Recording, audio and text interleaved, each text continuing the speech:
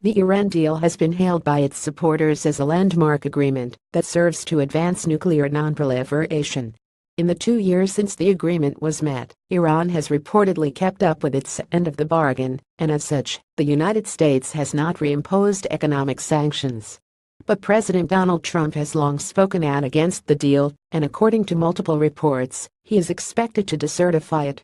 Whether or not Trump will end the Iran nuclear deal in its totality, however, is dependent on how both he and Congress choose to proceed.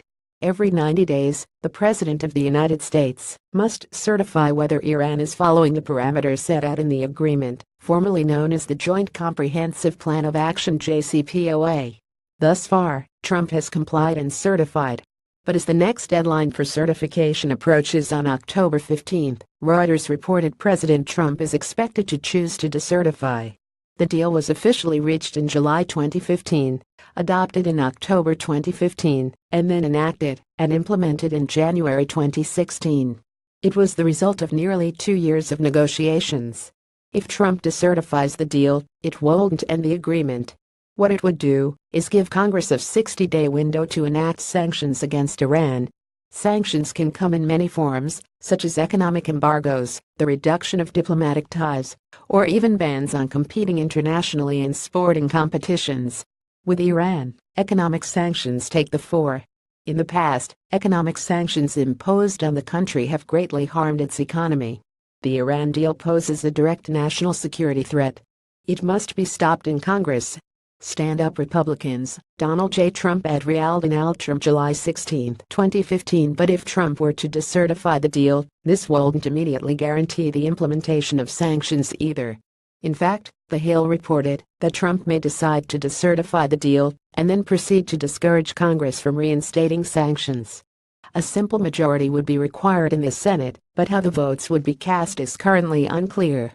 Furthermore, the decision would not immediately affect the agreement as it stands among the United States, France, Russia, China, the United Kingdom, and the European Union. However, if Congress were to vote to impose sanctions, it would effectively signal that the United States isn't wholly abiding anymore. Additionally, the multilateral agreement could completely unravel if Iran chooses to entirely walk away from the international deal as a result. Defense Secretary James Mattis told Congress on Tuesday, October 3, that Iran was essentially compliant with the deal. "I believe that they fundamentally are," he said. "There have been certainly some areas where they were not temporarily in that regard, but overall our intelligence community believes that they have been compliant, and the IAEA also says so." IAEA stands for International Atomic Energy Agency. Many people criticizing the Iran nuclear deal prefer a nuclear pariah to opening relations with a non-nuclear Islamic Republic. 12. Jeffrey Lewis at Arms Control Wink October 8, 2017. President Trump has been an outspoken opponent of the Iran deal for years.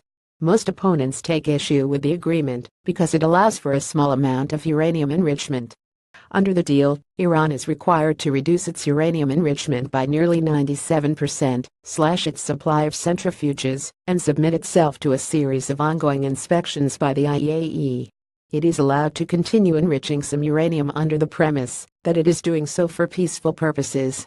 This is where critics say the deal falls short, because by allowing for some enrichment, Iran's nuclear program is effectively being legally codified. They also take issue with the fact that the restrictions, as they sit, are not permanent. The Hill explained that in 2030 the restriction on uranium enrichment lifts, caps on stored low-enriched uranium expires in 2028, and as soon as 2025, Iran will no longer be limited to operating a single enrichment facility. No one knows for sure what will happen when the deal expires, if it lasts until then. In theory, the deal prevents Iran from being able to rapidly assemble a nuclear weapon in the near future. But as soon as 2025, they would be able to speed up.